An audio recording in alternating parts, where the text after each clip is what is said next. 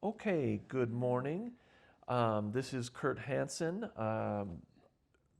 here to conduct another oral history interview with Don Loeslie from Warren, Minnesota. We're at Don's house, and it's Monday morning, December 15th of 2025. Thanks, Don, for having me. Well, thank you for coming. I appreciate it very much. Okay, so what I would like to start with is after the last session that we had, after the recording was done, you told a wonderful story about you and your wife meeting the Pope. So let's start with that. Well, it was the 40th anniversary of the FAO conference, Food and Agriculture Organization. Okay. And it was the United States' turn to host it. So my wife and I were both invited to, if we paid our own way, to follow him to the Rome for the service, which we did. And in that time frame, of course, there was several things that happened, but probably three highlights. One, we saw the Pope twice, once with a large audience. Okay. Second time, And this was John Paul II? Yes, right? Pope John Paul II. Okay. And the second time was still an audience, but smaller audience, kind of geared towards children from around the world and et cetera, which was pretty heartwarming because the Pope was very heartwarming towards them, Yes. Yep. towards those children and et cetera, and back and forth. The third time was a private audience with the Pope, which again, because of John Bloch's thing, we were part of. The Pope spoke to this small delegation where we received heads of state. Okay. And when he came in the room, it was very humbling. He had a presence. I don't know how to describe it, but he kind of glowed, if that makes sense, But he spoke to some of the subjects that we were covering, and then when he was concluded his remarks, he came down and individually blessed each one of us who were in the audience. Okay. And so that, because it was a smaller audience, yes, he couldn't have done that at the bigger events. It was a smaller group. It was Okay. I wouldn't say, yes, it was a small group. I don't remember the number, but it was small. Okay. And as he came down, of course, people bowed and put their head down, and he put his hands on and blessed the individually, Yeah. So when it came time for me, I did likewise. I bowed my head. He put his hand on my head and said, "Bless you." And then my wife was right next to me, so same thing happened. She bowed her head, and he placed his hand on her and blessed her. And she, being very spontaneous, very sincere in all positive ways, stood up and put her hands on his hands and said, "And God bless you too, Holy Father." He took about 5-6 steps, I would say, almost knocked his Swiss guards over with all those fancy things. Yep. Swirled around and come back and took her by the hand. And he said, "Thank you, thank you, thank you," 3 times.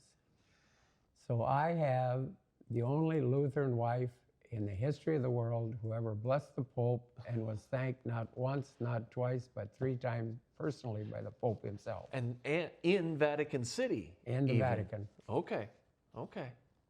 In the Vatican. So, it brings tears to my eyes. It brought tears to my wife's eyes. Yeah. It was just spontaneous. Now, and your wife's name was? Glorianne. Glorianne. Did she often accompany you when you try, like if you're going like on a trade delegation or something like that, or? She rarely, I don't ever really remember her going with me on overseas trips. Okay. She was with me when we had a national meeting when I was National Wheat Growers, Yep. because as president, she was the first lady. Oh, okay. So she had a formal role for that then. Well, not really. It was like me. My role was not paid either. Yeah, It yep. was a volunteer, except for my expenses. Her role was the same, and we paid our own way to do this. But she had quite a few things that she took on, and she was wonderful in that capacity. She was, friendly and liked and sincere, and she just charming, without being gaudy. Yeah. Just like one of the folks. Yeah. And a farmer's wife. And one of the things that I have to give her credit for, it's the only time that I know of to this day in the National Wheat Growers at our summer meeting, which was held in Jackson Hole, Wyoming. It was a Sunday. And so she said, she says, my wife said we should have a Sunday service. Oh. And one talked to another, and we had another lady from Minnesota that was an excellent organist. So end result is that we had a church service on a Sunday morning in this beautiful room with this huge, huge window. Could look out and see the mountains and everything in the background. And we really didn't have any speaker that I ever remember. I just think that we sang hymns and did that sort of thing. But to my knowledge, and I'm almost positive it's the only ever time that something like that was held at the National Wheat Growers. And your wife just threw it together. I mean, it's not as if you'd spent weeks or months planning this service. Oh, no, it was spontaneous. Spontaneous. Yeah, Okay. it was just like maybe the day before. Wow. Just like that, So,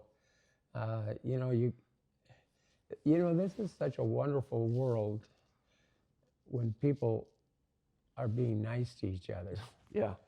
And, and the setting, from us who were flat plains people raising crops to having that kind of a view in the background was simply a wow moment. I mean, it's almost like you'd feel a heavenly touch, which we did. Yeah. And because it was so informal, because it was so things, and I suspect the people who were there, and I don't remember how many, but I would guess that they represented many denominations. Oh, sure. Yeah. Nobody asked what church you went to. Yeah. Yeah. So, yeah, and so, there was other things too that, that she would host the ladies, for other state presidents' wives and et cetera, which is how she met Barbara Bush. It was at John Block's farm. And John Block was the Secretary of Agriculture. Secretary of Agriculture. Okay. And where was his farm? What state? In Illinois. Oh, Illinois. Okay. Okay. And so, and the vice, and he somehow had, I don't know, lobbied or whatever, but succeeded in getting the Vice President George Bush, the first George Bush, Okay. to come to the farm. And so the motorcade came in on the farm. And the motorcade come in, the whole thing, and of course, it wouldn't happen today because of security issues, But it was very informal, and John Block showed the vice president around with his pig farms and et cetera. Yep. And I remember that he held up a little piglet, and it was a thing, and Barbara Bush just reached out and picked it up just like as if it were a little puppy, Yeah. which it wasn't really a puppy. So, but anyway, we, the vice president, Secretary Block, I, and a few other commodity presidents went into John Block's Quonset with fan belts hanging on the wall and et cetera, where the vice president spoke. At the same time, then the ladies gathered in John Block's farmhouse, and that's where her picture was taken with that. One other thing that you might be interested in that, that evening, they had a very informal but fun get-together. Again, this would not happen in today's world. Yeah. But they had 2 big tents, and in these tents, they had each had a polka band and playing polka music. They had a keg of beer in each one, and they also had a gunny sack, you know, like we'd call them 100-pound wheat sacks back in the day when we used to handle wheat seed with a bag rather than bulk. And but they were filled with peanuts. So we'd be standing around just jawing with one another, just cracking a peanut and throwing it around. Barbara Bush comes by. And of course we didn't have cell phones in those days, you know. But I had my camera. She comes by and I says, "Ma'am," I says, would you be kind enough that I could have my picture taken with you?" Sure. "Oh, yes," she says. And there was nobody that was out of place, that they were drinking too much or anything. Yeah. It was just very casual, but very, very fun. You know, it was just as if the beer wasn't there. Yeah. But her comment was, she says, "But what do I do with my beer?" You know, because there's no place to set it down. "Oh," she says, "I know what." So she comes up behind me and puts her arm with her beer in her hand at a right angle and puts it right directly behind my head, the standpoint. So I've got my picture taken with the vice president's wife, and she's holding a beer in her hand behind my head that you cannot see. And so you were at this, was this when you were president of the National Wheat Growers? I have to stop and think about that. I guess so. Okay, okay. Yeah. But you said there were other agriculture groups, you know, commodity, Yes, special interest yeah. groups there as well. Yeah. Okay. Yeah, there wasn't a large gathering. You know, it was a small group.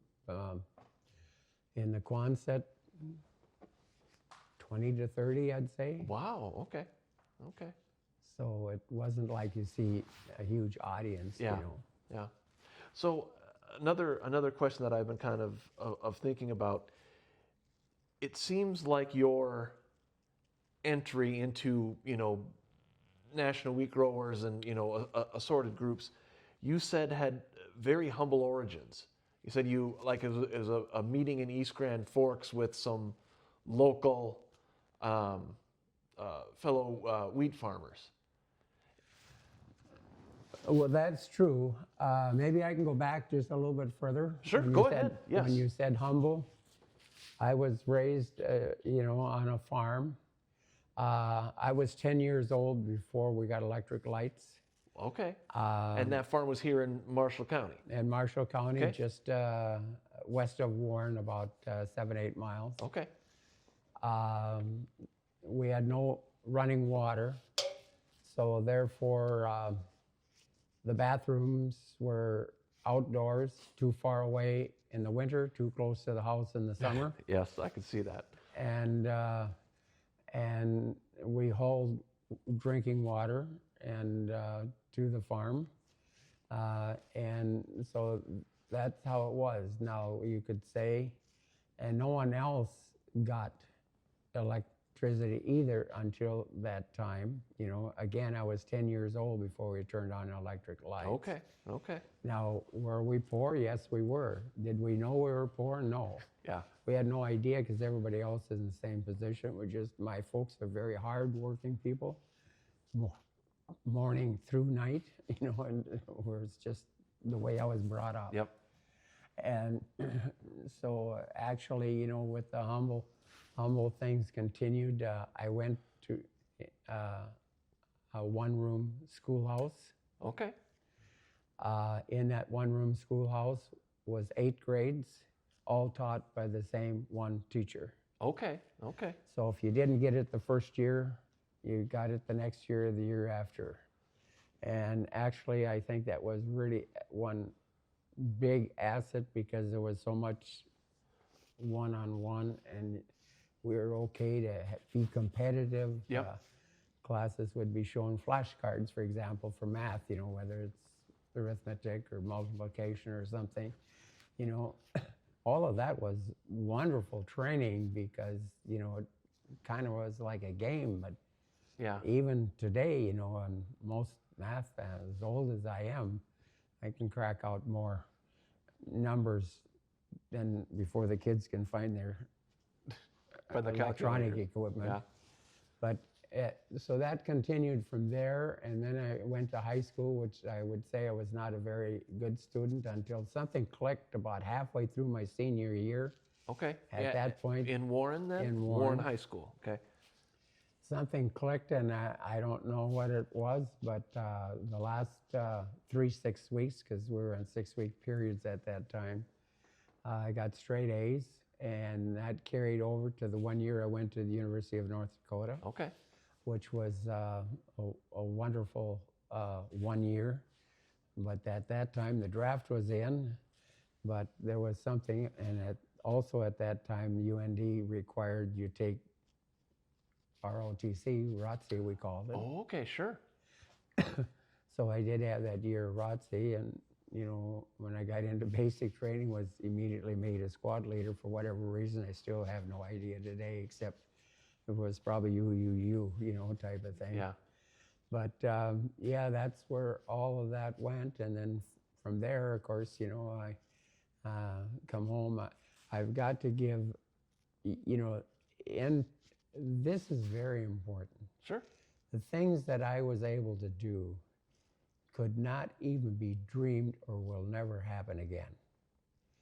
And the reason it will not happen before, is the security at my time frame was much different than the security of today. Okay.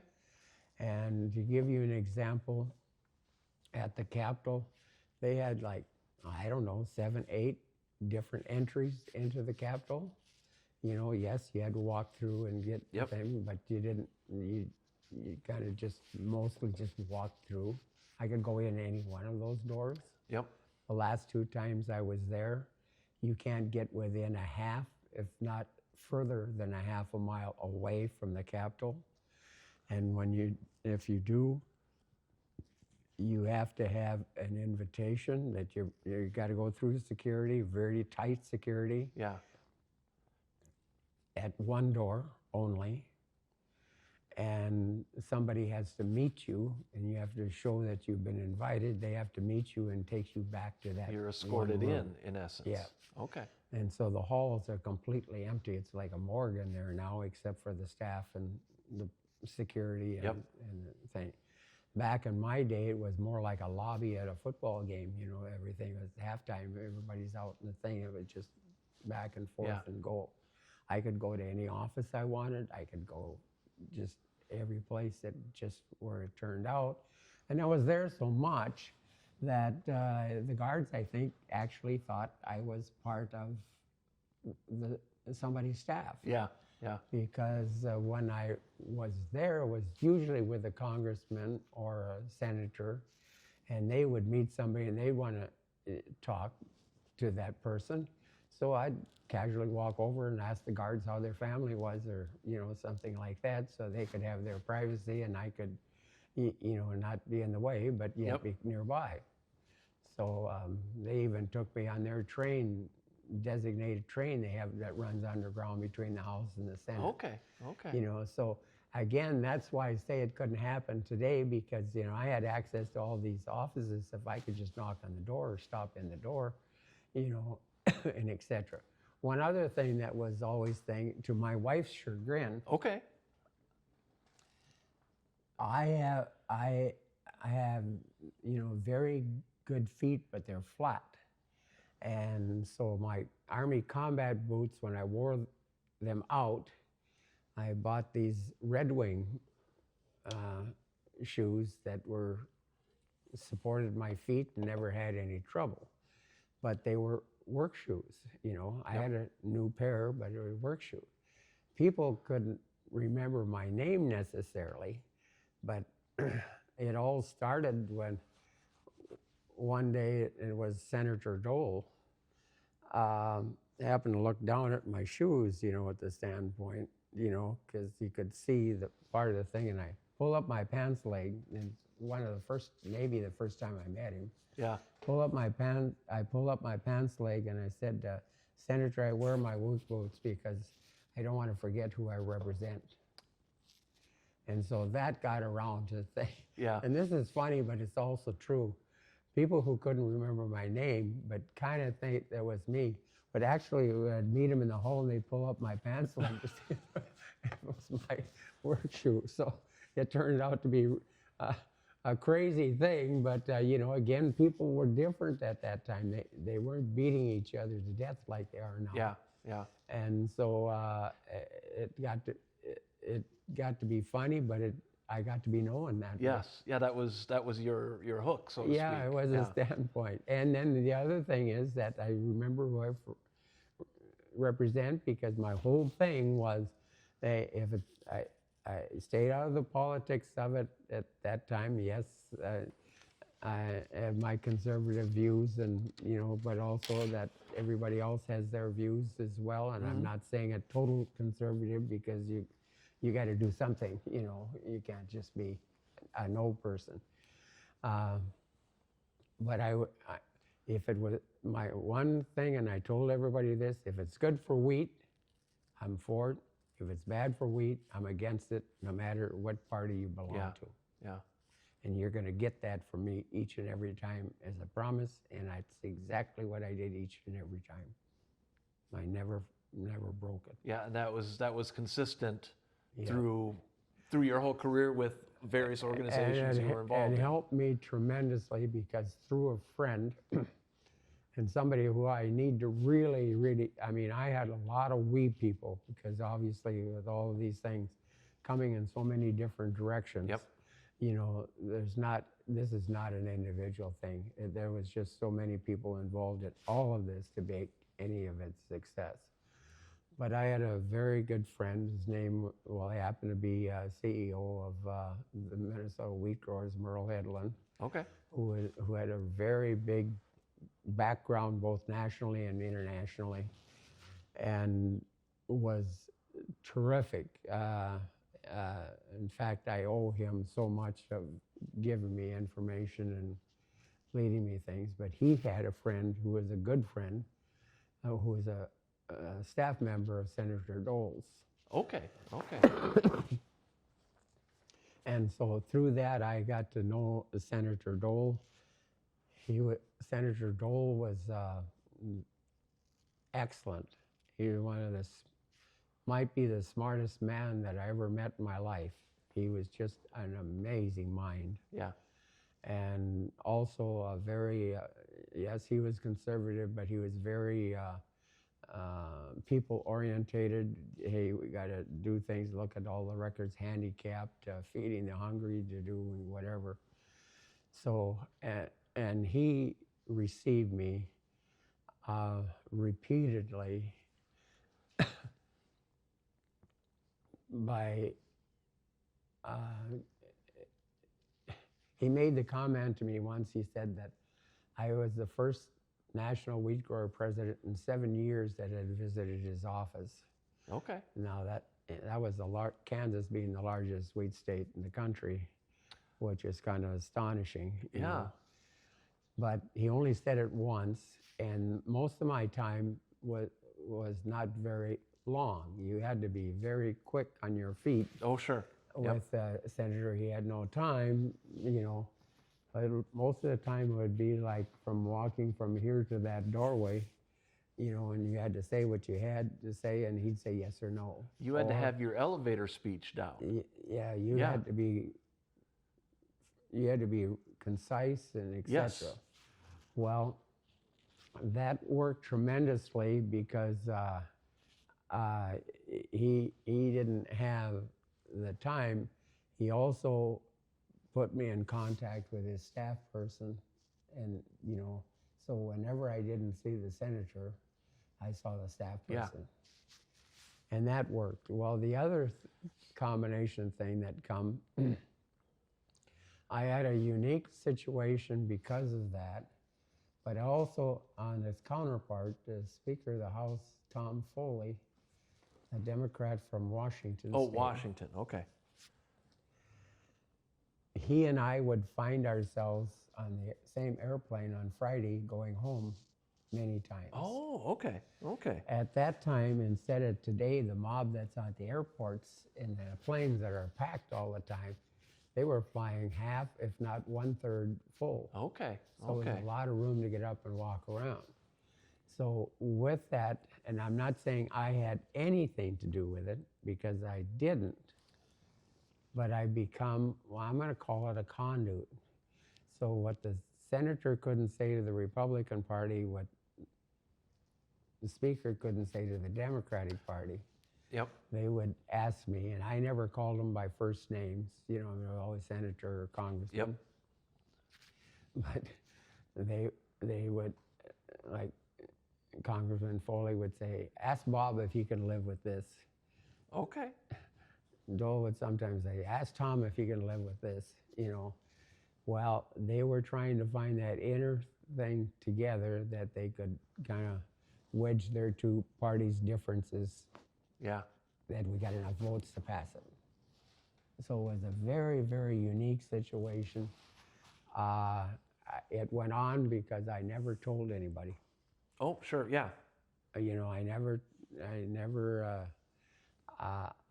and that's another thing I did do, is that a lot of people don't know, even today, the things that I was involved with, simply because I never talked. I left things there. Now, when I had to go to the public, that's different. I said public things, Yeah. That was on behalf of our group. So, but anyway, back to that situation. That was my education thing. I owe this to my wife. My wife said to me more than once, in a jest way, kind of laughing but kind of serious, Don, why don't you get a paying job? Yeah, because you paid your own way for some of the. Yes. Well, a lot of this was that there was times I got a small diem. Otherwise, it was just my experience, my expenses that got paid if I didn't lose the receipt, which I did. But I also had to pay somebody to take my place or shove it onto my family to pick up while I was gone. Yep. And the 1 year that I was president, I think I worked on wheat grower business for 245 days. Now, did that mean I traveled 245 days? No. But telephone calls, writing some material, reading something, whatever, or not more than reading, because I was reading on the airplane. I always had a stack of papers like this. In fact, when I'd go to Washington, our Washington staff would always say, Don, what's in the archives? Because I'd go through my thing and I had a paper. I was always collecting things, So anyway, that's where that went. And again, the heavy load was, I can't emphasize it enough, was my wife. She was a true trooper, never complained, always supportive. And yet at the same time, I would have to say that there's times she would rather did something else, Excuse me. But again, she never ever said that in words. Yeah. And my family, of course, once my 10-year-old met me at the door and said, Dad, would you sign the guest book, please? Seriously. Well, to this day, that one bites a little bit, So, but it wasn't a thing that I went out to do it. It was a standpoint that it was the whole world from agriculture was become a huge, huge hard time, harsh Yeah. time. People went broke. People were doing suicides. They'd get calls at all hours of the night and day that my husband, my dad, or my brother is going to commit suicide or has committed suicide or something. Losing the family farm of 4 or 5 generations. Oh. It was gut-wrenching. And you felt that you were in a position to help, Well, you know? it was a thing that I didn't set out to do. It just kind of come to me, and it's how I got invited to places like the USDA Outlet Conference, how I got invited to the State Department. I mean, these are places that farmers don't go. Yeah. And I'll talk about that a little bit later here. But, well, let's just use the State Department here. Yeah, please, go ahead.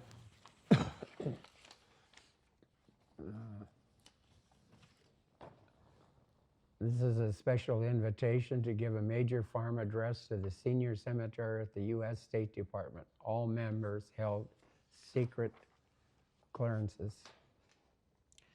The invitation is the 28th session of the senior seminar is composed of 29 members, 14 from the Department of State and others from the United States Information Agency, the Department of Agriculture, the Department of Commerce, the Department of Defense, the Agency for International Development, the Central Intelligence Agency, CIA, Wow. FBI Security, Federal Bureau of Investigation, FBI, Intelligence Community Staff, the National Security Agency, 5 uniformed services.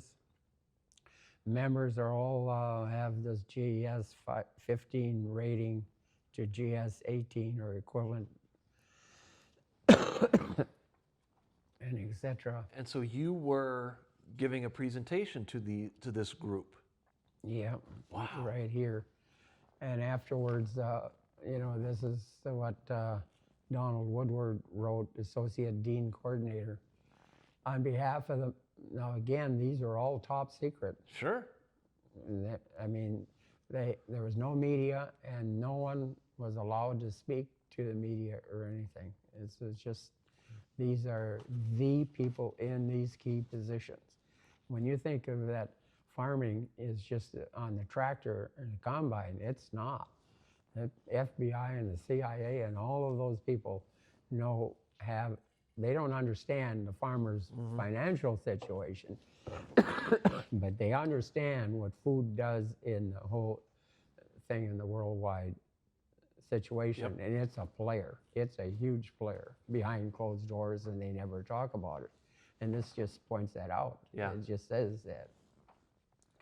So the letter I got back on September 23rd, 1985, on behalf of members of the 28th session of the senior seminar, I'd like to thank you for being with us on Friday, September the 20th, as part of our discussion on the American economy. Issues in agriculture.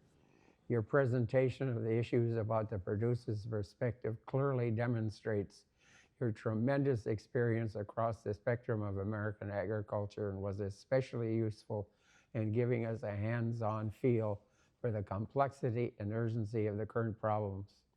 I hope you could sense from the questions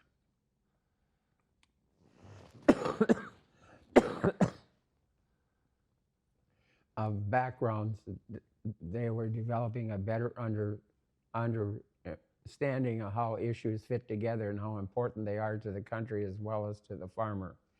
I appreciated your willingness to come and share this information. Donald Woodward, Associate Dean Coordinator. Okay. Pretty big stuff. Yeah, that's fascinating. Yeah. Yeah. Well, here it is. I'll take a look. I think you've given this to me. No, I don't. I don't know if I have. Oh, okay. Well, I might have. Oh. So, I wonder how did this all develop? you're a farmer, you attend this meeting in East Grand Forks, you get involved, and then that leads to so much more activities, so many more organizations. What was the spark that made you want to do that? Well, And maybe there's no simple answer to that.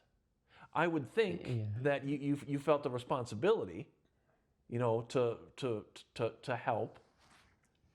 well, I'll be a little emotional on this.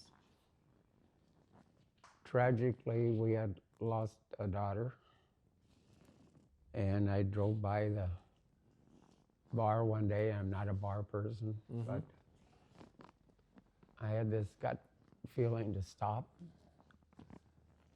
But I knew if I stopped, it'd be something told me you'll be always stopping. Okay. Okay. So I went to this meeting in East Grand Forks, and there's only a few of us. If I remember right, it was 17. And they said they wanted somebody to get in the rotation to become president of the National Wheat Growers. Okay. Everybody was asked, and I was the last one, and I made a smart remark that says, you never say no, you're just awful careful how you say yes and okay, I was nominated. That's how that went. Now, having said that, it wasn't me seeking the issues or the standpoint. It was a very difficult time, very difficult time. And it got worse and worse and worse, And I ended up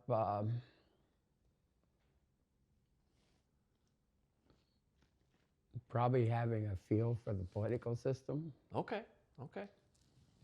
Not that I was taught, but it just kind of seemed like I could do that. I mean, I just seemed to get a sense how the players were playing out.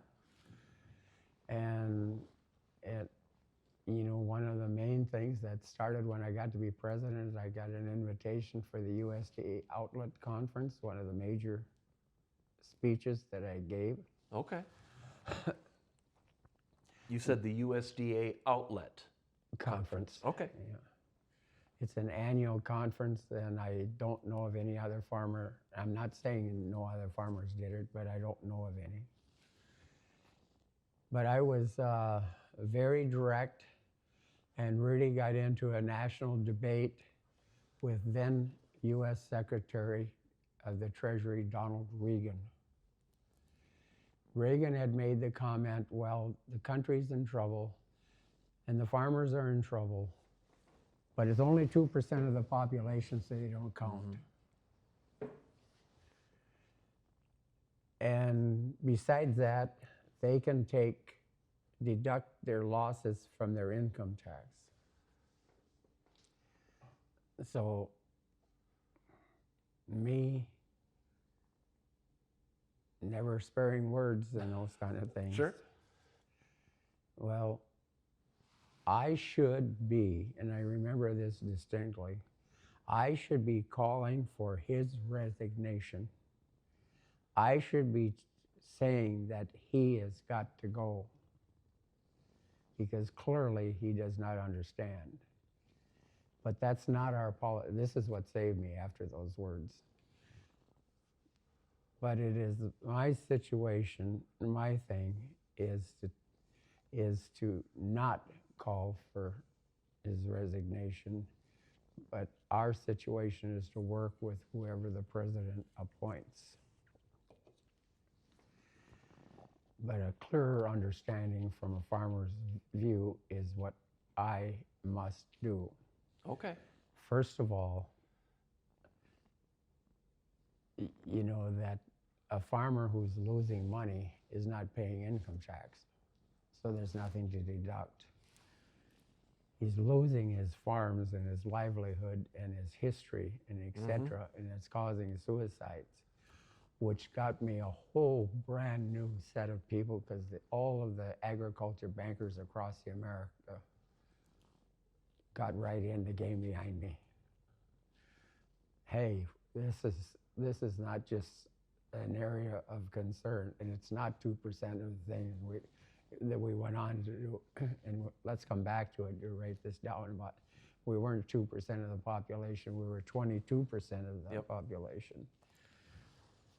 So anyway, the bankers got involved, and then of course the politicians in the states that have these got involved, and everybody got unified, the standpoint.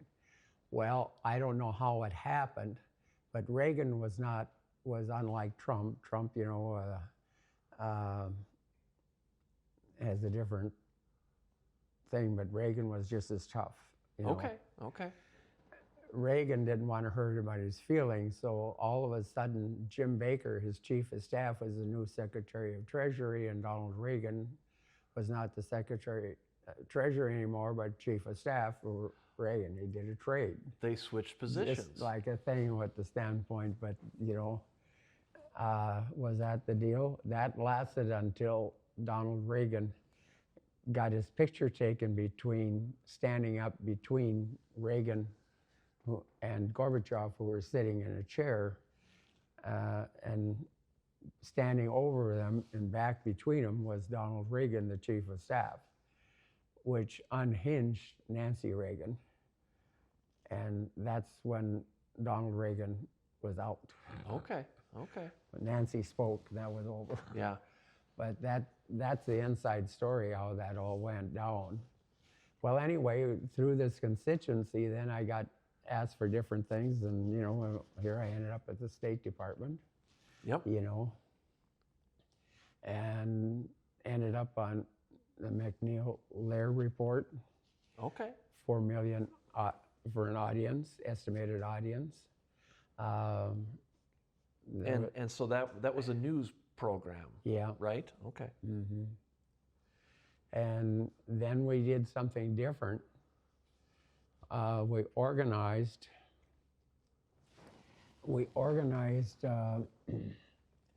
became a flower donation program, because the city people were also hurting. High interest rates, jobs cut. So our job is the feeding people and etc. So North Dakota, South Dakota, and Minnesota primarily, but others, all did into what we call flower donation programs, and it went, let's see where I can get this a little bit better. Oh, here's one of them. This would be South Dakota. They arranged for like a local bakery to bake and give 1,000 loaves of bread away. We were on the Detroit Free Press, and AP carried it all across the nation.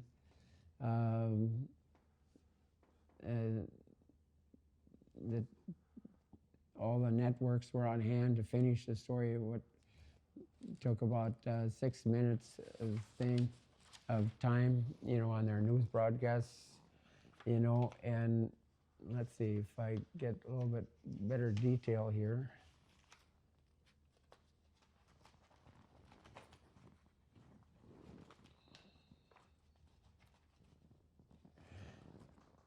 North Dakota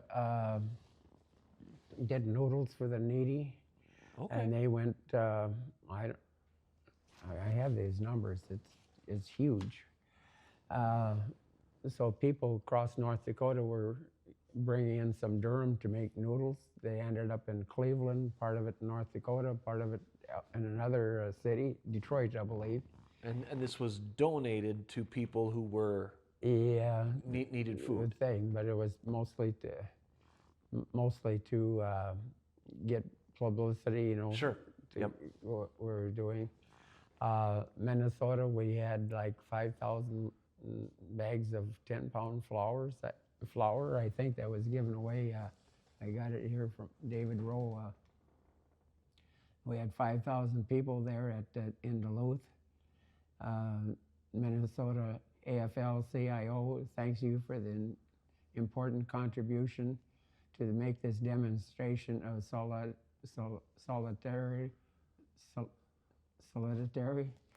No, that's not right. Solidarity. Yeah, there Right? we go. Okay. Solidarity. And the generous 100,000 pounds of processed flour. All of that was on the news, the morning, Good Morning, Today Show, and Sure. all the national networks day after day. And then we were successful because of all of this, that Ronald Reagan, the president, become the first president since Abraham Lincoln to give an agriculture speech on Ag Day at the USDA. Okay. And one of the things that he mentioned was the flour thing, and that it was 1,700,000 meals that were given away. All of that brought us tremendous attention, of course, and all of that was done by we, not Yes. me. Yep. We. There's people that are involved in this.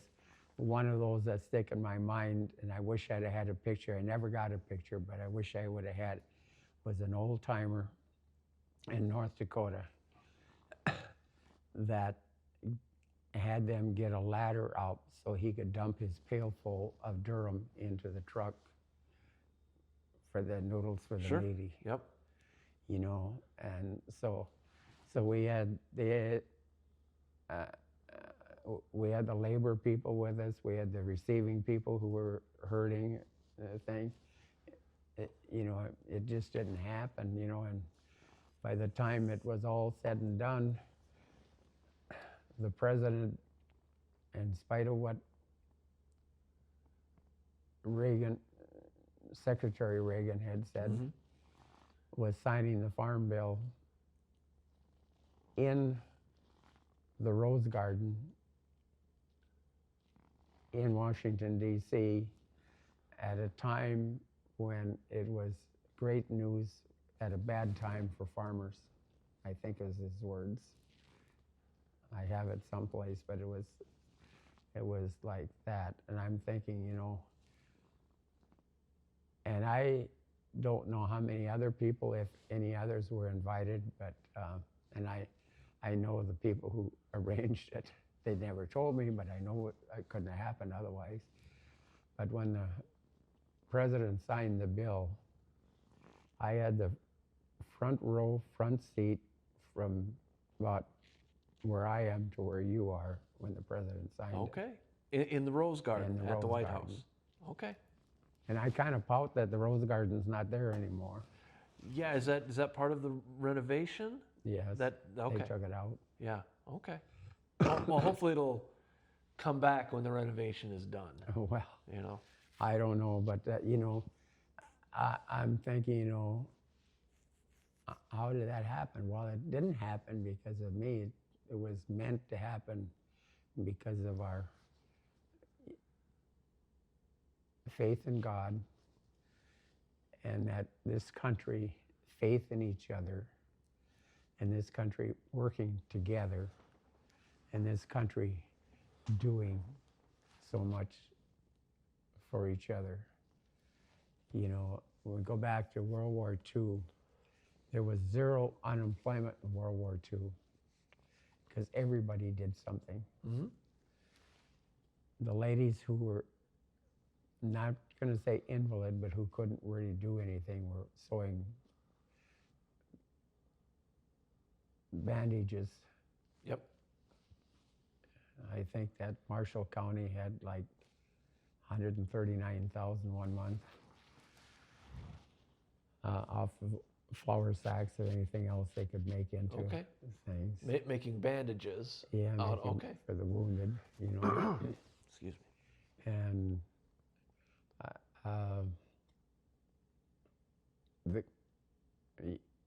the government, and now we're maybe getting out of place here, but the government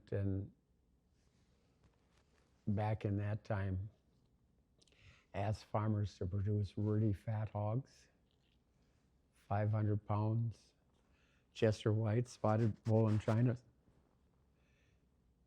to get the lard off Yeah. of the backs. Boy Scouts would collect it. They'd send it to a rendering plant in St. Paul, and several spots around the country, same thing. And from the rendering plants, they could convert it into glycerin. From glycerin, they could anything from pharmaceutical to paint on the special paint on the airplanes, for the metal. Okay. To also firing pins, or firing explosives for the rifles, tanks, airplanes, ships, and everything. All because the enemy had cut off the islands where we got the material to make that previously. And Marshall County, Shirley Hanson Olson, Germantown, Minnesota, right by Thief River, Marshall County, right on the border. Mm-hmm. Population of 3 today. At that time was very small. Her dad, as she was 5.5 years old, would have her slide on her stomach on thin ice to cut cattails. Yep. Cattails were used to make life jackets, to hold a grown man up in the ocean for 3 to 5 days. Yep. Same thing, we got cut off from the islands to make our material. Tires, cut off for the rubber, synthetic, come in from the tire company. So all of that was off of the farms, besides feeding the farmers themselves, feeding the factory workers, feeding the population, feeding the military, feeding the allies, and etc. with horses, basically horses. So you see, no matter where you are, and if you go back in history, and I think this is the most important that people don't realize, all of the great civilizations in this world had great agriculture programs. All of them ceased to be great civilizations when they lost or gave up their agriculture programs, whether it was Rome, whether it was Egypt, whether it was Greece, whether it was Florence, whether, name it, there is no exception. Mm-hmm. And from that standpoint, that's why, to me, and I look at what we need to do in this country, is that you got to have a strong agriculture program. And it's, again, 22% of the jobs, which was a new thought at that time, because going back to where we were, with permission from my board, we were able to secure and pay for Ray Daniels, who's a chief international economist for the Chase Manhattan Bank out of Philadelphia. Mm-hmm. And with that study, we proved we were not 2% of the population, but actually 22% of all the jobs in the country were involved every year, brand new, for feeding America. And it was old news today, very old news, but at that time it was so new that Ray Daniels, myself, and Carl Swenson went to the Washington Press Club in Washington, D.C. and announced it. Okay. We. Yes, we, not me. Yep. We. Yep. I wonder, a little kind of a sidebar here, even just this morning you've mentioned numerous politicians and political figures and such. I wonder if you ever, worked with someone who you thought was not going to be fun to work with, or, maybe in opposition, and then they turned out to be, very good to work with, and that you enjoyed kind of, networking with them. I think the answer to that question is that the problem was so huge. Okay. And so broad, and affected so many people. And with that, if you just give me a second here, I think I can kind of best answer that by this. Because we reached out to a lot of people. Sure. And it touched a lot of people.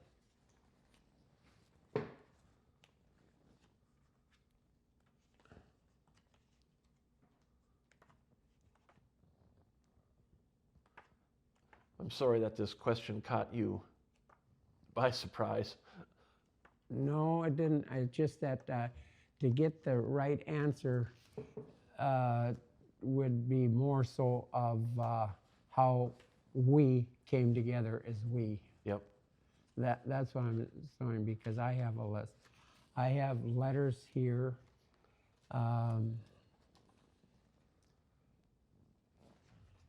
Whichever one it is.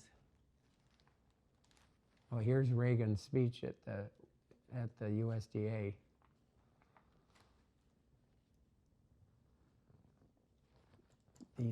These are I got these 6. Between me and my organization were able to get these 6 paragraphs in his speech. Okay. Again, it was a we thing, because somebody had to know somebody. And I would think that it wouldn't have benefited, either you or the organization had you been more me instead of we. I mean, nothing. It wouldn't have worked. I mean, it wouldn't have worked. You had to work with everyone. It had to be a group effort. And I didn't have time. Well, see, here's one letter that I got. Governor Ted Swindon from Montana used it for, he was head of the Western Conference Association. And he went to he and his governors went to the Washington Post and the New York Times to spread this as well outside of the governor's thing. Sure. Let's see, who else do I have? John Carlin from Kansas, governor. Oh golly, I had governor of Colorado, governor of New Jersey, governor of Maryland, governor, somewhere in here there's a stack of governors like this. All of them wrote personal letters to me. And that also kind of gets back to the fact that everyone's involved in agriculture. Exactly. Even the most urban city will have. That's why we had touched such a nerve, is because we were able to go into these cities with this food programs, if you want to call it that. At the time, they were desperately hurting too. See, Reagan policy was very difficult because, we had like 22, 23% interest rates. The dollar was so high that you couldn't sell nothing. Yep. He also made the mistake of, hey, because of what we had before, just the opposite, low interest rates and weak dollar, we could sell to everybody. The question for agriculture remains the same. We have the most advanced farmers in the world, so we say. Yeah. We also have the best farm toys in the world, machinery and etc. We have the best research. We have the best transportation system. We have the best.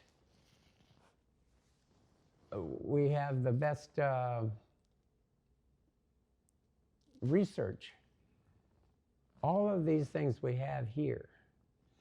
So if we're the best, how come we're the highest price sellers?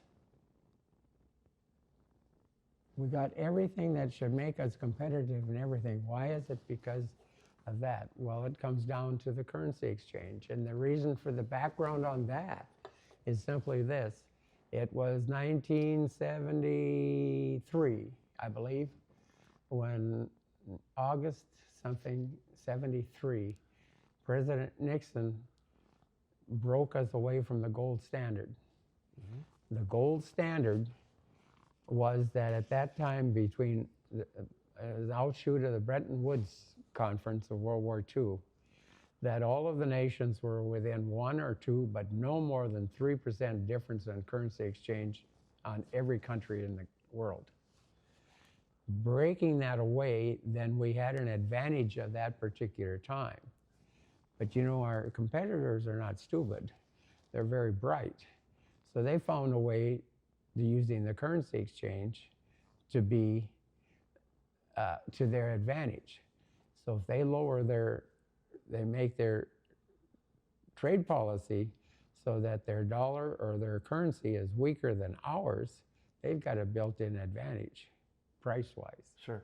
Has nothing to do with all the rest of it. That's why we're not the most high. That's why we're the highest price sellers, even though we have all these advantages. But yet we have this dollar that's so much stronger than their currency, and they deliberately. I do remember complaining. A friend of mine had a son who, a friend of mine owned a horse at the races in Winnipeg, and his son was a jockey. Mm-hmm.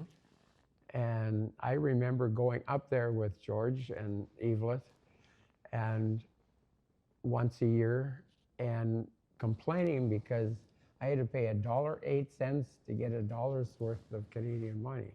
I mean, American money. So now it's been between 30 and 40% difference, you know, the standpoint, because what I've always used is this, is that if I go to Canada and rent a $100 hotel room, it costs me about $60 to $70. Yep. They come to Grand Forks, it costs them $130 to $140. So if you want $100 of wheat, do you want $100 of the $70 stuff, or do you want of the $140 stuff? It's very simplified, oversimplified, but it's a fact. That's the issue. It's still there today. So having said all of that, it all comes back into these kind of issues, you know. I think we should maybe talk a little bit about my trip to how it came about, my trip to Russia. Oh, please, yeah. Well, first of all, to set the stage for this, when did this happen? When Reagan come in to be president, you know, we were not on very good terms with the Soviets. Yep. That was the Union of Soviet Socialist Republic at that time. It wasn't Russia, it was Union of Soviet, the USSR. And tensions were hard. And Reagan didn't do it any better by saying the evil empire. Yeah. So they thought, not having any background on this governor, this cowboy, Western, shoot 'em up guy, hey, they were going to attack us being Russia. So it was, the Cold War was hot. Reagan realized that they really thought we were going to attack them and wanted to defuse it. Here's another important thing of agriculture.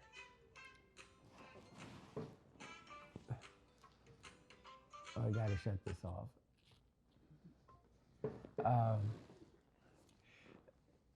Another important thing of agriculture. So Reagan, and at that time we were, you know, coming off of what was called the Carter embargo, you know. Yes. Yep. So that was on everybody's mind. It still is, you know, to that standpoint. And by the way, let me get back to the embargo question. But for this particular thing, as much as I had chewed on Reagan and et cetera, and yes, I admired him, you know, because we could agree to disagree. Sure. Sure. You know, and and I did meet him more than once, you know. So, but having put that all in the background of the standpoint, he chose 3 people, low-level agriculture team, to go over there. Because Russia's starving, right? Okay. That's why they had to buy the grain and the Russian grain embargo and all of that kind of background, evil empire. So he chose Art Shaw, an agronomist from Montana State, Keith Severin, veteran of the USDA Department in Washington, D.C., and one farmer, and I was that one farmer. And we spent 3.5 weeks going across the Soviet Union. And not only was the Cold War hot, it becomes stifling hot 2 days before we got there. Because a Russian family somehow had got inside the gates and asked for asylum Oh, from at the the United embassy. States at the embassy. So when we arrived at the embassy door is here. Gates, I should say. Embassy gates is here. Yeah. They had 2 cars in a pinched V like this, just close to the gate, running with a policeman inside. Anybody who tried to get in that gate were to be rammed with those cars and crushed. They were not going to get in. Wow. That's how hot it was. And this happened 2 days before you got there. So it was hot. So we were inside the embassy for a few days, longer than we thought. Then we finally were going out. We got out to the outskirts of Moscow, and somebody stopped us and sent us back. So we overnighted again in the embassy. They had this huge street in front of the embassy at that time. Now the embassy's been moved, so I don't. Oh, okay. Can't really. They built a new one, and the Russians had it all. They had bugs in the clocks and everything else. But in any event, this huge street, and I do remember these cars. Was there 10 rows of cars? 10 lanes or more? It was huge, as far as the eye could see. And I remember this lady, let's call her a police lady. She stood on the corner, and she had this big billy club. And every once in a while, with that billy club, and every one of those cars immediately stopped. Okay. Just stopped. Yeah. That's a police state, So we went out into the countryside, and that was quite an experience now, because we went across a lot of the Soviet Union, and it's huge. It was before it was torn apart. And you were there for about 3 weeks? Is 3.5 weeks. 3.5 even, okay. Yep. We would have probably been home earlier, except it was Labor Day weekend, and before we could be debriefed by the U.S. Authorities, they held us in London for 2 days. Okay. But we got out into the countryside, and it was amazing. Their people were absolutely wonderful to us. They were would have made wonderful next-door neighbors to us. Okay, okay. But the system, you could feel the system. And again, they were very nice to all 3 of us. So there's no complaints, okay? Yeah. They were very nice to us. But the system was it was just like they were not on your skin, but inside your skin. Okay. You could feel it, you could sense it. You could feel you were in a police state. Oh, yes. Okay. Just a definite thing. People barge into my room one time, tip everything upside down to see if I was a spy, That must have been very intimidating, I would think. It didn't bother me. Okay. Because I was sitting on the end of my bed, and the reason it didn't bother me is that I was nowhere. I didn't know where I was or anything. And there's nothing I could do. So they just looked at me, and after that, they made sure they would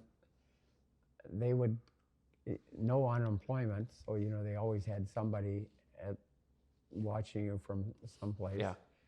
In the middle of the night, they would call me on the hour to see if I answer the phone to make sure I'm in my room, just kind of thing. They wouldn't answer, they just think, just as soon as I'd answer, they'd hang up,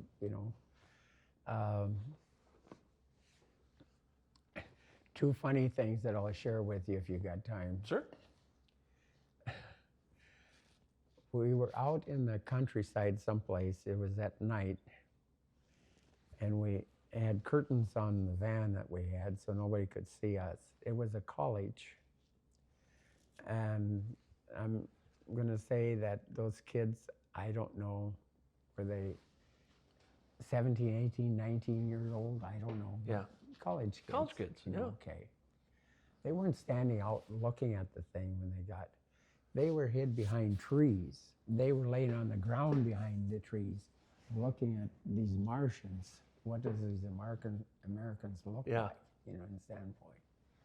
We got in, and I had this deal because I saw what was happening. Is they always wanted to get you drunk, you know, and they always had the vodka. So I had made this deal that I will have a glass of vodka when I come to your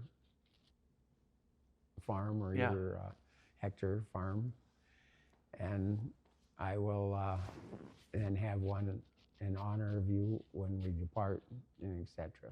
But not in between. So I got away with that for a while.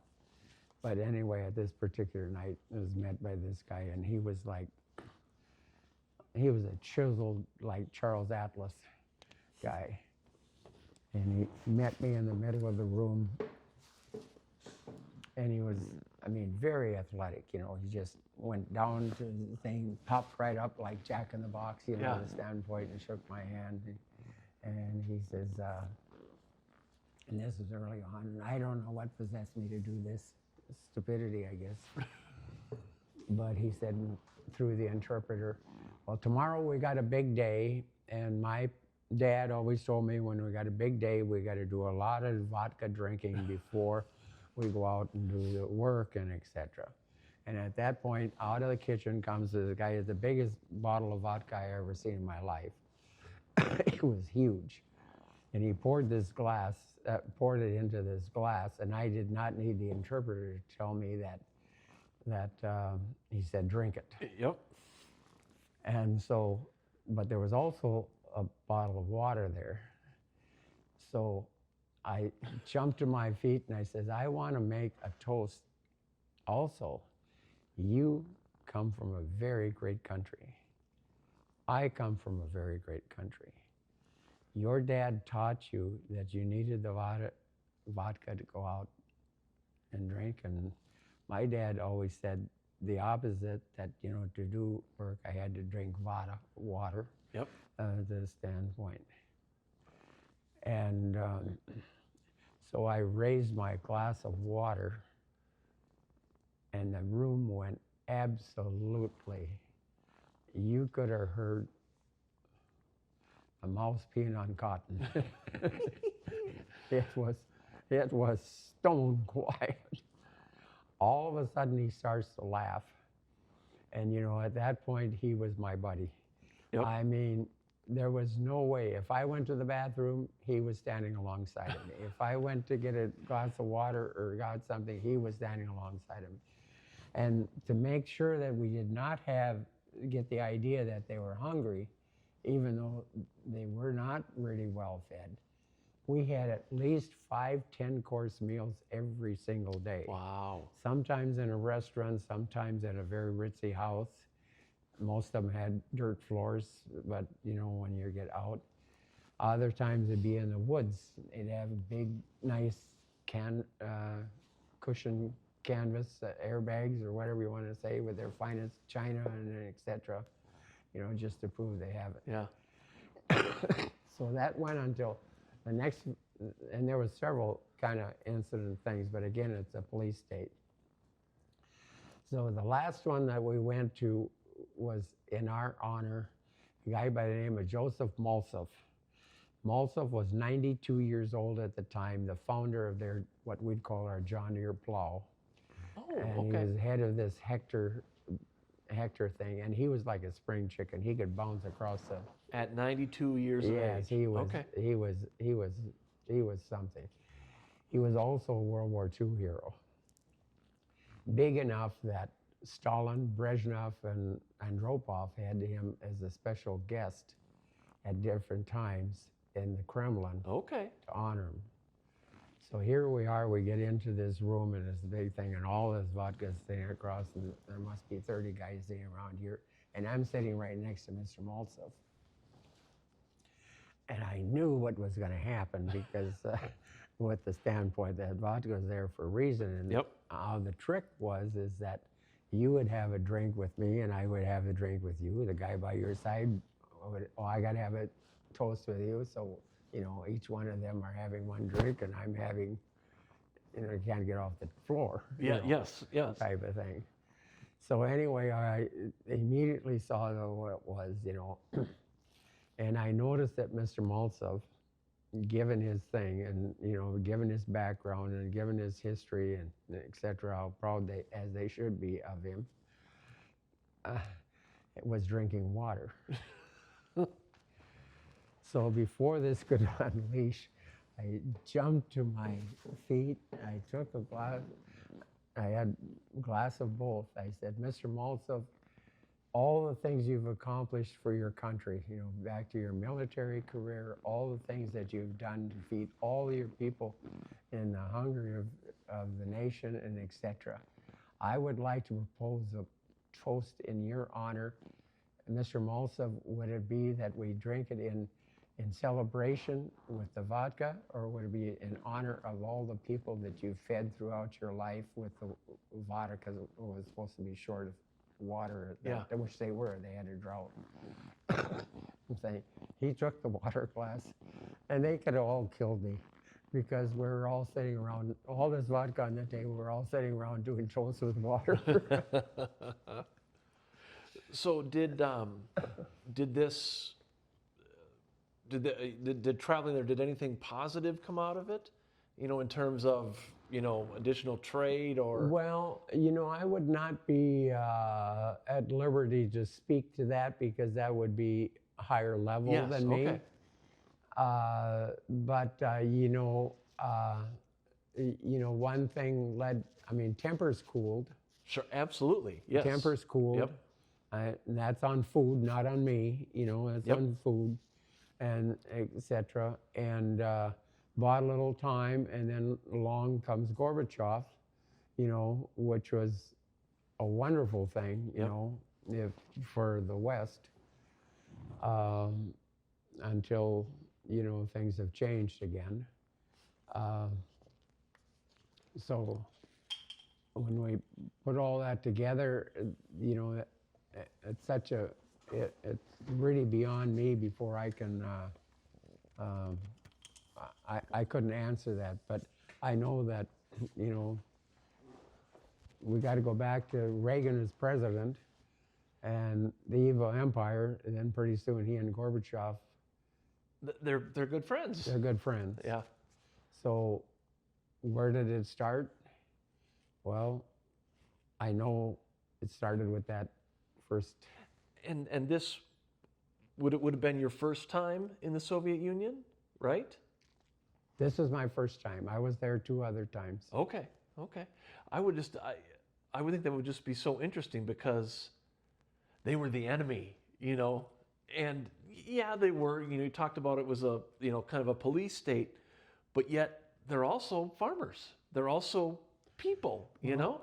Well, we were good there, and see, they had no system. You got to go back to Henry Ford days. Henry Ford told the Russians that, I suspect that's before the revolution, that you need to buy cars and not Ford tractors, the small Ford tractors. Okay. Well, they bought Ford tractors. And the reason Ford told them that, he says, if you buy cars, you'll build roads. And if you have roads, then you'll have your infrastructure and your tractors will come. Well, they didn't. And so, you know, there was no difference between those hectares, you know, I mean, there was just room for one car going one direction, dirt between, you know. Okay. And the system was made under that communist rule that, hey, we hold the fertilizer in a central location until we find out where you can plant first, and then we send the fertilizer there. So we send the fertilizer there, and it rains there. Now the fertilizer is sitting there, and they're over here with that they can work. Well, then we move it back and forth, and for parts, they didn't have any parts. They had some self-propelled combines, but when a combine would break down, it would sit in the field, Yep. and they'd rob it for parts for those that were moving, and there'd be combines strung out all over the place, Yeah. you know. In the middle of a field. in the middle of a field. Okay. You know, so you know, all of that has been changed since you know, we've had glasnost and etc. now, and you know, some of our people went over there, and particularly in Ukraine. See, so a lot has changed. At one time, the Soviets had probably 60 to 70% of their missiles in Ukraine, and I think it was President Clinton that, hey, things are going good, you show good faith. Russia pulled them back out of Ukraine into Russia itself. Well, if those missiles are still, and I'm not blaming them, you know, it's the sign of the times, but those missiles are still in Ukraine, we wouldn't have Ukraine's problem today. You know? Yep. So, you wanted, you had mentioned that you wanted to get back to talking about the embargo? oh yes. Presidents, first of all, you know, following World War II, that's when we started doing things, and that really goes back to World War I. Let's Yes. go back to World War I. Yep. World War I, we geared up to raise a lot of grain to feed the war effort. And they expanded grain. For example, in 1921, wheat was $3.21 a bushel. That would equate to around $50 today instead of the $4 or $5 that it is. So the expansion was there, we geared up for it. Now the World War I is over, and we broke up a lot of land in the Dakotas and other countries or other states as well. I suspect Minnesota too, although the Red River Valley has always been farming. Yeah. Yep. But so what happened then is that you know, country got a little bit that we're on the outs with. Well, hey, they got to depend on us. So we had embargo. Both parties did it. It was a common thing. Gerald Ford one time embargoed because Rockefeller was upset, his vice president, that the dairy farmers in New York had to pay $12 a bushel for soybeans. So we embargoed. Well, it collapsed the market, of course. Yeah.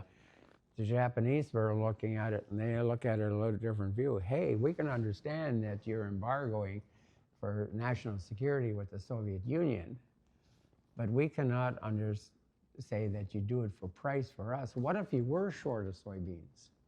So they go to Brazil, and they build the Amazon thing into all modern electronics where 3 guys can load a ship and move it out of the Amazon.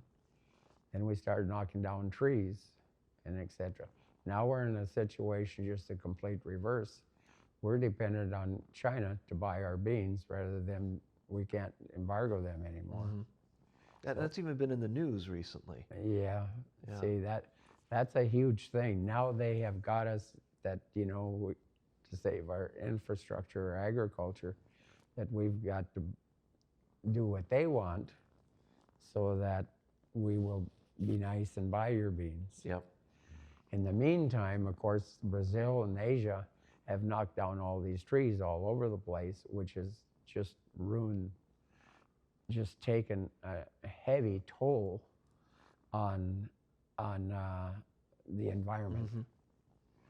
And so on and on it goes. So having put that into place, back in the time when we were doing embargoes, I asked Senator Durenberger, who is not on the Agriculture Committee, but even over Republican opposition, we got the contract sanctity, is what we called it, so that no more embargoes. Okay. And we haven't had one since. That would have been back in 1983. In Durenberger's letter about congratulating on your outstanding achievement in advisory task force for the sanctity of contract bill. Well, now, of course, we're doing tariffs, which in effect is a de facto embargo. Yeah, it's kind of, it's a relative. Yeah. Yeah. Yep. So with that, but at that time, that was a big deal. And, you know, wheat got to, there was a shortage worldwide, and nobody planted wheat that year in the United States, and wheat got to actually $25, you know. And nobody said a word about embargo, so the legislature worked. But let's go back to World War I. So the terms of that Versailles Treaty were so difficult that in 1921, wheat was $3.21 a bushel here. Britain blockaded because Germany would not sign that treaty. And France went in and took the animals and the birds literally out of France. And so, because they wouldn't sign.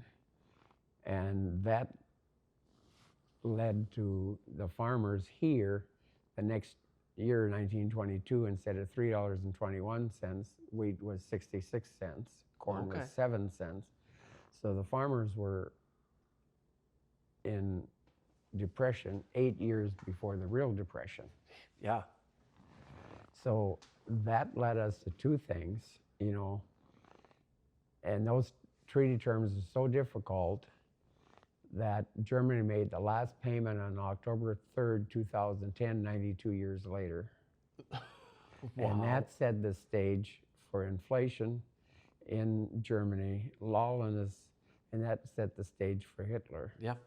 Yep. Red cards, and hey, if you want to feed your family, you know, you will become a Nazi even if you don't want to be a Nazi. Mm-hmm. And his most fervent followers happened to be those people, young kids who were hungry during that time frame, which is exactly what happened to Putin in World War II in St. Petersburg. So, but without dwelling on that part of it, that's it. The deal then in post-World War II, April 26, 1946. Let's back up just a shade yet. In 1944 and 1945, we were short of men. Oh, yes, absolutely. Yep. Because of that, you know, we had Women's Land Army, we had people coming out, closing businesses to help harvest. We had POWs. POWs were a huge asset for us gathering our crops in 46 and, and 44 and 45. And there were a number of them here in the valley, at least, right? Yeah, there was one at Warren. There was one Fisher. There was one at Moorhead. I mean, there was, I would guess there were probably 500 of those camps all over. Okay, okay. The cotton crop could not have been collected in Texas without them, etc. And the key thing of that is this, and this is important, is that we could not have harvested our crops without the help from the POWs, who we paid a military wage to help us. Oh, okay, okay. And because we paid a military wage and etc., they had, we gathered these crops, which is really ironic because we're feeding our population and our allies and our military to defeat their home country. The next year, this grain that they harvested, April 26, 1946, they kick off in Climax, Minnesota, before the Freedom and the Friendship Train and the CARE and all of those, which is a year and 11 months ahead of the Marshall Plan, which was also front-loaded with food so people could work. That grain was being sent back to their home country to help them build their country. That's really ironic, isn't it? They're helping us defeat their home country, and then that same grain they had is helping reconstruct their country. Yep. And that is an amazing, to me, that is, you put that together, that's just a huge thing. Yeah. And that's we've kind of went full circle. Yes. Because that's what initially started Yeah. this was talking about the Mercy Wheat program and such. So now we have like 80 some years of friendship with the same countries we had war with twice Yep. before. Yep. So, and that was said, Prime Minister Lloyd George of Great Britain said with these terms, we're going to fight a bigger, worse war in 25 years than we did finishing up So World Lloyd War I. George saw it coming. Yes. Saw World War II Yeah, coming. he flatly said that in words. Wow. We will have a worse in 25 years. It took 23. Yeah. Yep. And right on all of it, you know. But there's also an issue too, because you've got people who are working in the, let's say, some of the areas of factories. I don't want to be working alongside of the man that I'm taking war bonds to pay for, Yes. etc. Yep. I don't want to be anywhere helping when my son is wounded and starving to death in a German camp. Yeah. Germany, 3% of the POWs did die in camp, but the whole country was starving. Yeah. So you can see that.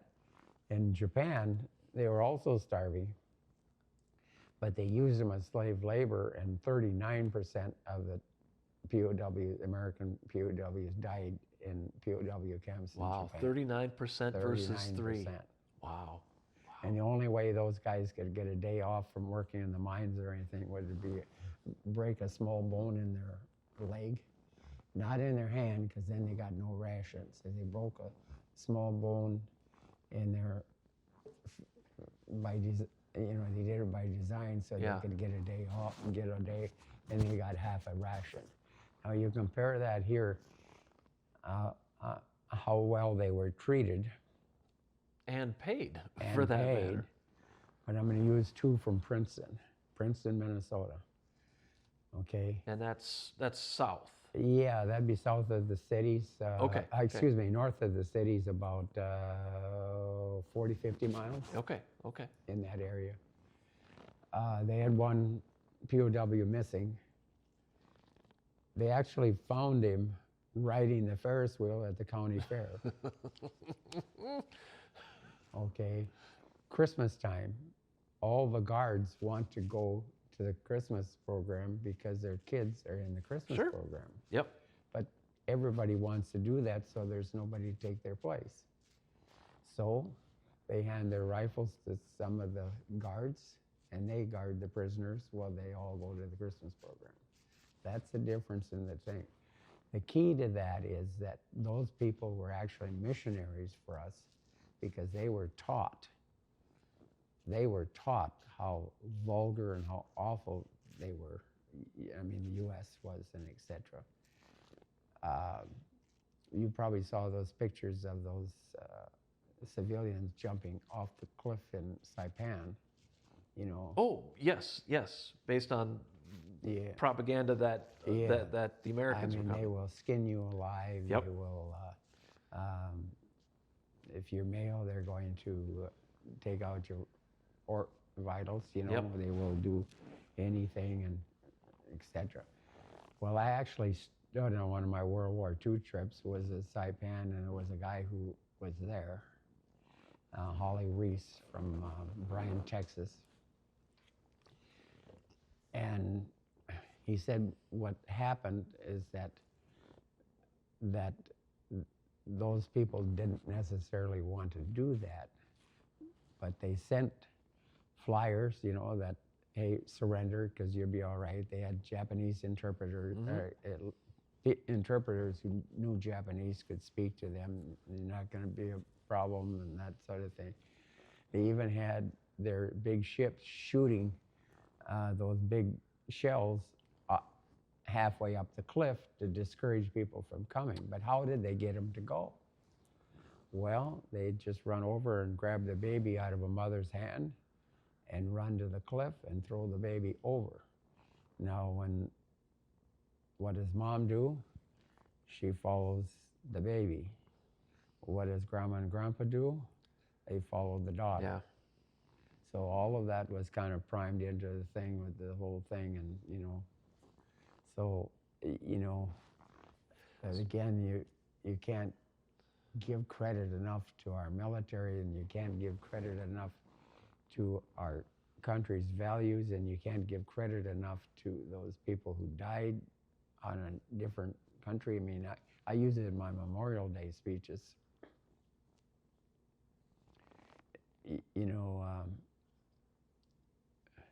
These are kids that just went to the prom.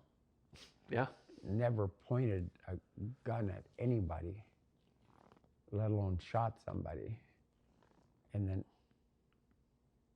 3-4 months later, after basic training, there's 12,000 airplanes in the air, and 9,000 ships thing in Normandy, and etc. 2 kids from Little Strandquist over here, 100 people, had 8 kids killed in World War II. 2 of them on the same day on the landing of Normandy. Wow. In a town of 100 people. Strandquist, yeah, just Wow. over here. Okay.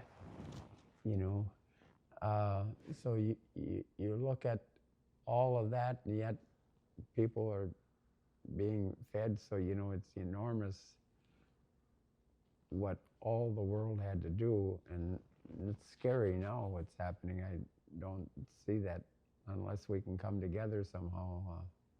This is a very nerve-wracking thing for somebody my age, because the others don't know what this is. I've been on 7 World War II tours, so Okay. I know that you get a completely different thing if you're in one of these countries, and they talk about World War II. What it is on their soil, from their historians, from their authors, and etc. So anyway. Well, I think we've been talking for about an hour and a half. There is one other thing that I'd like to just kind of go through really fast as I could. Because here's agriculture in the classroom. I was part of that program starting.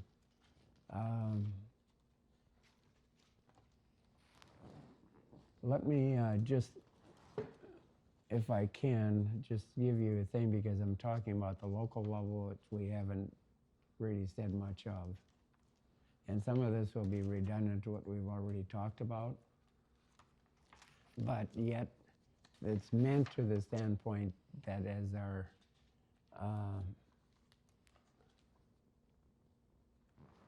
it's a we thing, it's from our civilians and etc. So from my standpoint, I talked about school, Army. I got to be part of the area representative for the Wheat Council. U.S. Wheat, it was secretary, treasurer, vice chairman, chairman of the board, 16 states and 140 countries that we worked with. Minnesota wheat growers,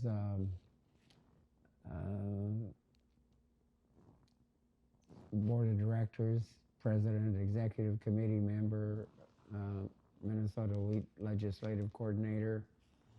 National Wheat would be a member of the National Wheat Foundation Board of Directors, secretary, treasurer, vice president, president of the National, chairman of National's Wheat Membership Committee, chairman of NOG's Economic Research Committee, which revealed the benefits of international wheat exports as a provider for U.S. jobs and domestic growth. National Wheat Growers International Trade Representative, numerous international meetings with agriculture leaders, including the world leaders at Winrock International, and that was started by Rockefeller in Arkansas, coordinator of the flour donation program, which 7 states contributed $425,000 worth of wheat products to the needy. Received the American Farmer's Degree from the National FFA Foundation, which is their highest national honor. Wow. Presidential appointment to the National Committee on Agriculture and Rural Development. Minnesota's representative on Agriculture Council of America, which doesn't exist anymore. member of, but at that time it was led by former Governor Orville Freeman, who I got to be good friends with. Was he from Minnesota? Yeah, Right? Okay, yeah. I think I'm familiar with the name. yeah. He was secretary. He was Governor Orville Freeman of Minnesota, and got to be the Secretary of Agriculture under both Jack Kennedy and Lyndon Johnson. Okay. Then that's where he was. As a member of the National Science Foundation on Agriculture in secondary and post-secondary schools, we crisscrossed the whole country looking at those programs. Member, that was a 2 to 3 year deal. Member of the USDA Users Advisory Board for Extension and Research, appointed by Minnesota Governor Rudy Perpich, Blue Ribbon Task Force on State Agriculture Issues. Member of the ATEC Agriculture Technical Advisory Committee to the Special Trade Commission. Member of the first official wheat team. We talked about that between the U.S. and the USSR in 1979. Appointed by Governor Al Quie as the Governor's Committee to select 9th District judicial nominees. Member of Agriculture Producer Advisory Committee. A local level member of the church, served as the president, Sunday school superintendent, and the elder. Member of the board of directors of the United Hospital in Grand Forks for a bit. That didn't last long because I just didn't have time. I objected to doing it, but they said they could fence me in, but I just didn't have enough time. Yeah. Past member of the Warren Chamber of Commerce, including being president. Charter member of the Warren JCs and served as vice president. Received the first Outstanding Young Farmer Award from the USJCs. The only U.S. wheat producer to serve in the capacity of both president of the National Wheat Growers and chairman of the U.S. Wheat Associates. That's still true. Appeared with U.S. Ambassador James Loya at the Great Hall of the People to commemorate the 5-year anniversary of the China Baking School in Beijing, and also was at the Hall of the People, whatever they call it. That's where you see their leaders sometimes. Actually, had got to say a few words there. Okay. Participated in Global Agriculture Panel Discussion Minnesota State Fair that reached a potential of 200,000 audience. One of the 147 individuals to meet with Soviet Premier Gorbachev. Addressed state wheat grower conventions in Arizona, Arkansas, Colorado, Idaho, Kansas, Minnesota, Montana, Nebraska, New Mexico, North Dakota, South Dakota, Oregon, Texas, Wyoming, and Washington. Made numerous appearances before the Senate and House Agriculture Committees at both the state and national levels to testify on behalf of wheat growers' interest. Keynote speaker for the 67th Annual Western Regional Agriculture Education Seminar for National Vocational Agriculture Teachers held in Reno, Nevada. And that's representatives of teachers' education and national agriculture supervisors of agriculture education. Spoke before the Independent Bankers Association of North Dakota, spoke before the U.S. Department of Seniors seminar, and we talked about that. Spoke before the Independent Bankers Association of Minnesota on the future of the family farmer. Spoke to the National Association of Newspaper Farm Writers annual meeting. Appeared on the McNeil Lyric report. Presenter at the USDA Outlet Conference. We talked about that. Selected as being the main speaker and the primary main speaker before 5,000 people Memorial Day, Fort Snelling National Cemetery. Had the nicest letter from a Gold Star mom from Davenport, Iowa, that said of the 37 years she'd been there, it was the best speech she'd heard. Wow, that must have been very powerful, because I know Fort Snelling looks, with all the flags on all of the tombstones and everything. It was very, I mean, that still, I got the letter. thing. I was also keynote speaker at the 100th session of the International Wheat Council in Ottawa, Canada in June of 1984. We talked about appearing at the AFL-CIO in Duluth.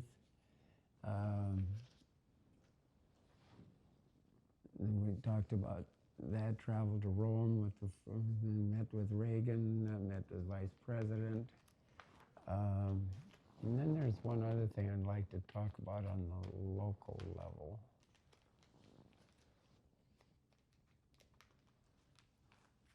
Oh, you were talking about different people who were involved with. These are letters. This is from John Block in support of the Secretary of Agriculture, his predecessor, Bob Berglund, Dave Dernberger, the Senator, Governor of North Dakota, George Sinner, very good. Governor of Minnesota, Albert Quee,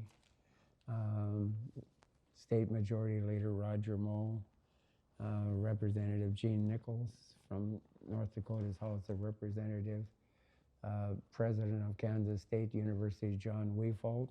Wow. These are all people that corresponded with you. Yeah. Wow. And they all wrote endorsements for me. That's what these are. John, we almost had him as president of the University of Minnesota, but except for some woke stuff, we got the mad chemist, we called him Kellner, I think, and they had to fire within a year's time. Okay. You know. Huh. And then, I don't know if you remember Stan Saltstrom. He was chancellor at UMC Crookston. Okay. And wrote, here's another big person, I think, J. Edward Shue. He was an international economist that worked at the World Bank. He was founded the Orville and Jane Freeman Professor for International Trade Policy at the University of Minnesota. And also, I think he founded the Humphrey Institute. I think what I'm looking for and would like to get before we close up would be the local level. Because what I'm talking about, why that's important to me is this, is that humble beginnings, yes. Did not expect to do it, but you know, it was always a we thing. Mm-hmm. And it had, and I got involved with that on the local level, you know, and you know, I guess we talked about that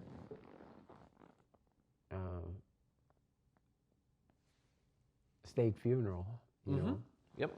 But before that, you know, I was a member of the Chamber of Commerce here, president. I was, and maybe I mentioned this, you know, church president. Yeah, you were Sunday school. Sunday school. Yep. And the other, and there's other things. And most important thing to me is the fact that this could not have happened without all of these people supporting in so many different ways, especially my wife. Because I can't think of any other wife that was not only a partner, but could guide me in the standpoint of people thing, you know, because she,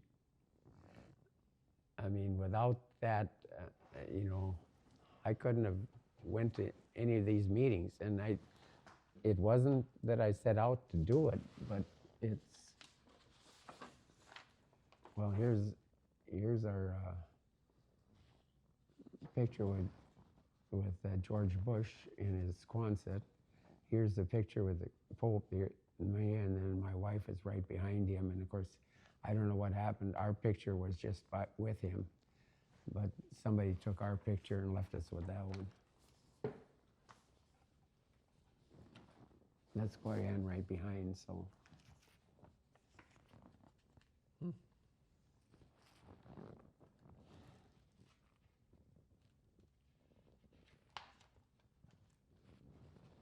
So I don't know. Obviously, we're not going to be able to cover everything here. But I would like to kind of register the concern about that. It's accurate. So I fight with myself on the Putin thing about being the Hitler. He is Hitler. And that should be said. But with all this violence thing, and now we know the president is either he's been for Putin, he's been a little bit against Putin, and then he's been in love with Putin. And, you know, all of those people have such a nasty communication, and it's all flooding down on our campuses. You know, I don't want any of this stuff happening on our campus.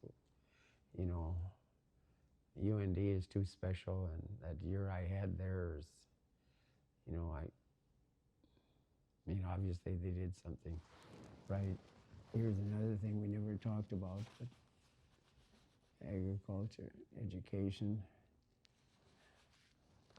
So, but what can we, if anything, should we do with that comment? Because that, you and I know where we're coming from, and that's not where I'm talking about. I'm talking about all of these other things here, just people, well, that Leduc, you know, that, you know, just last week asked the thing because people are driving by shooting at a location and everything. It's just endless, you know, and I'd rather not invite those kind of things to any of us, you know, and certainly not on a campus. And maybe I'm over, but you know, I have this political mind, so, you know, knowing how much has changed from when I could do these things.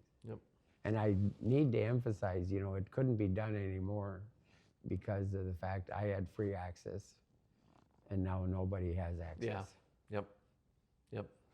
Yeah, there's now a much more, there's a hierarchy, you know, Well, you watch whether it's your senators or my senators or any of them, they'll come up, but, you know, they don't have any public meetings anymore. They meet on, that is pretty rare. They meet on your farm with 3-4 other people that's in a thing and have their picture taken for the paper.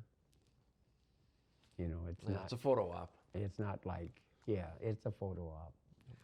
So we don't have access to any of that anymore. All right, well. Do you think there's anything we can do with that, or am I just over? Well, we can, I want to re-listen to it, and then we'll see what we can do. The other thing is that if you said that AI is going to print it? AI creates a transcript. Oh, okay. Yep. Well, if you got the transcript, could you just, I'm not saying you do this, I'm saying question. Could you just erase that part of it? I think we could do that. Yeah. Sure. Yeah. I wouldn't know how to do it, but I can get help. Yeah, it would just, because if we did something like that, Curt, I mean, we don't want anybody to take any of these things politically, because we didn't do politics. We worked with the politicians who worked with us.